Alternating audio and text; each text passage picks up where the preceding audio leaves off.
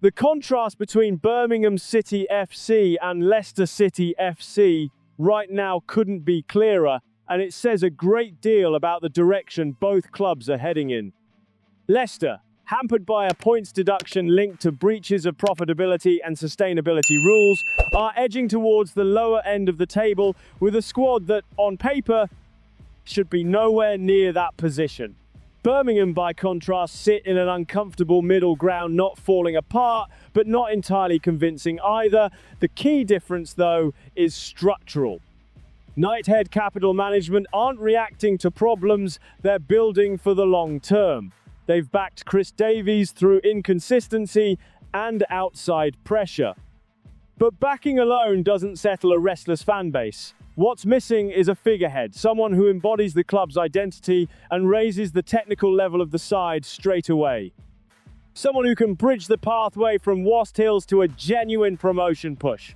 That's where the focus sharpens. Jordan James. The Wast Hills graduate is more than just a sentimental option. He's become a clear example of how player development should work.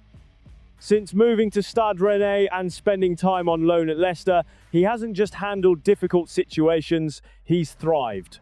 In a Leicester side struggling for consistency, James still made a real impact, picking up the Championship Young Player of the Season award and contributing goals from midfield. That matters. It shows he no longer relies on a stable system to perform. He can influence matches even when the structure around him isn't functioning properly. What's changed most is his overall profile. When Birmingham sold him for £8 million, they were letting go of a high-energy midfielder known for his work rate and pressing. What they'd be bringing back now is a far more complete player. His spell in League One has added physical strength, sharper decision-making under pressure, and greater composure in attacking areas. The increase in goals isn't by chance, it reflects better timing, smarter positioning between the lines, and a clearer instinct for arriving in the box. It's no longer just about energy, it's about output. And with uncertainty surrounding players like Tommy Doyle, that evolution becomes even more significant. James wouldn't simply fill a role, he'd elevate the midfield as a whole. Behind the scenes, such a move fits into a broader strategy. Knighthead aren't thinking about short-term fixes, they're planning for sustainability at a higher level. The reported interest in Thomas Frank reflects that ambition.